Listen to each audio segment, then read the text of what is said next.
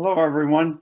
My name's Tim Lupfer, and as you can tell by my accent, I'm from the United States, although thanks to my mother, I'm dual citizen in Europe. And today I want to talk about, as you can see from the screen, that urban warfare is no longer a specialty, it's going to be the norm going forward. And just very quickly, here's my agenda. This is going to be a big history look at urban warfare. And it's going to talk about really the magnificence of the city and why that's so important. But I'm going to talk about three basic things. First, I'm going to say cities have been part of warfare since recorded history. But the irony is that professional land forces tend to neglect urban warfare. And here I'm going a bit out on a limb, but I'm going to say, based on my own experience and my observation of others, that land forces tend not to get involved or don't want to get involved in urban warfare, and it tends, in terms of study, to be somewhat neglected. And then the third part I'm going to say is this is a big error because increasingly the world is becoming urbanized. So let's go ahead and first start about the invention of the city itself. Once again, this is a big history look. And the city is one of the greatest inventions of humankind. And I think what we, though, too often forget is the basis of the city is having food production. Because if it weren't for animal husbandry and farming, we wouldn't have cities. Because cities are a division of labor and they're based on a surplus of food. And the point I want to make here is this means that cities are by themselves quite vulnerable. And so as cities have developed, they have always become objectives in warfare because they are a concentration of people within a certain spot. And of course, governments and stratification of societies have been derived from cities. And so they become a natural objective in war. And that means throughout warfare, cities have always played a significant role. For example, the very first battle that's in recorded history, the Battle of Megiddo, actually began with a siege. And I think too often we forget that in ancient warfare, sieges of cities were very much a part of what always went on.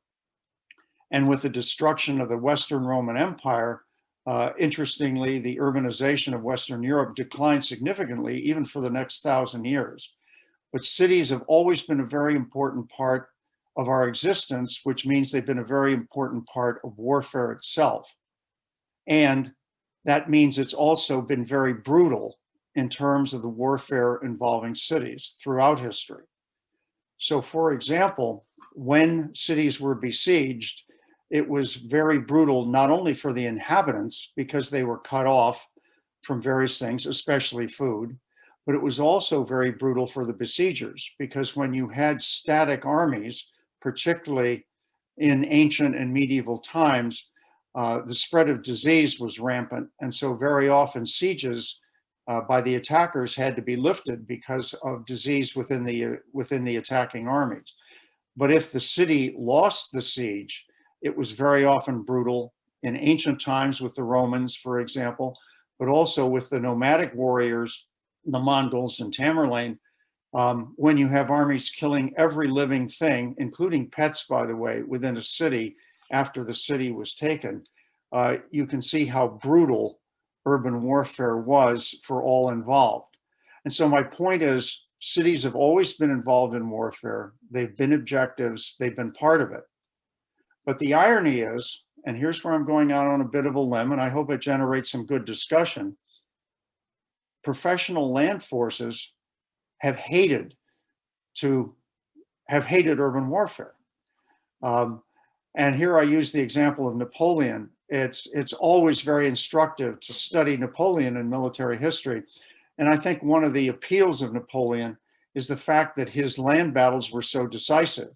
He'd go fight the Prussians or the Austrians, beat them in battle, and then march into either Vienna or into Berlin without a siege because he'd had such success on the battlefield. The irony, of course, is that his greatest disaster was when he went chasing into Russia to go to Moscow. And personally, I've never figured that out because Moscow wasn't the capital of Russia at the time. But anyway, that destroyed basically his forces and ultimately was the cause of his ultimate defeat. But my point is that professional land armies have always been very averse to, I think, even studying closely urban warfare. I know from my own experience in the US military, urban warfare was always sort of an add-on. Of course, all our bases were out where there was a lot of room, a lot of space. We were out in the woods. And when we'd be training, we'd be outside, of course. And then when it came to looking at cities, it was like, well, urban warfare is different and we want to avoid that. And basically, in my opinion and my observation, it was largely neglected. Now, I know that's a bit different with the fighting that went on in Iraq and the like. Urban warfare got a much bigger, much more attention. But my point is that traditionally, this has been something that has been a bit of an afterthought. And I would suggest that in the training and education, this is reflected in this. When you look at the books of the great battles, there are very few sieges. There are always some big battle that was very decisive in the open area, in the open space. And I've seen this bias culturally as well. As I point out here, in the United States, we have plenty of battlefields, and Gettysburg is the one that gets the most attention and gets the most visitors. And yet in the American Civil War, the siege of Vicksburg was just as important strategically, and yet it never gets the same attention in terms of number of visitors that some place like Gettysburg gets. And so what I'm suggesting is there's a bias here that has been to neglect urban warfare professionally, even though I want to make the point, urban warfare has been part of warfare since day one. And my point that I want to make here, and I just like everybody to think about this, is we've got to overcome this bias. And we've got to realize that urban warfare has always been around, but more importantly, it's going to be in the future. Excuse me, let me put this back. Because in 2011, for the first time in human history, it was stated that over half the world's population now lives in cities. And the trend is continuing, as you can see from the slide. The estimate is by around 2040, about 2/3 of the world's population will be living in cities. And so cities are becoming the norm for people's existence. So when you layer on with that, the fact that cities have always been military objectives because they are the concentrations of power, they are the concentrations of culture, they are the symbols of various nations. This means that urban warfare is not going to be an afterthought, or it shouldn't be. It's going to be the norm. And I think when we look at just the recent warfare that went on in Israel and in Gaza, I think that's a very good illustration of what's happening and what is going to be the future. Because cities are the concentration of things and the risks are going to be there.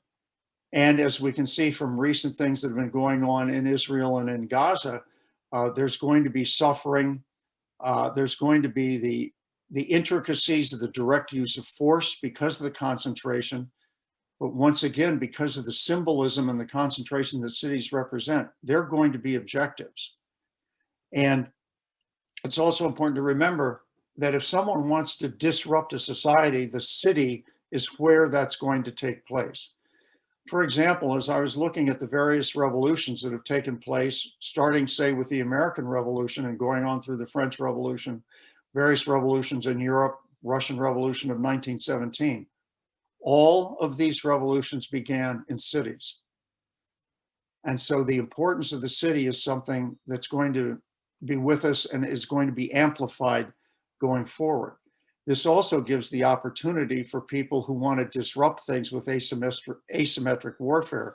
That means guerrillas and the like. They will use cities as the focal point of the disruption. And so the conclusion that I want to make, and I hope it's good food for thought, is that the future is going to mean more warfare in cities and more casualties.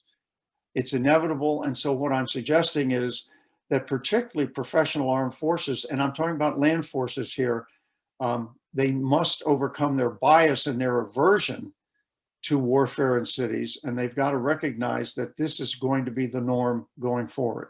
So I hope that helps, and I hope that generates a lot of good discussion. Thanks very much.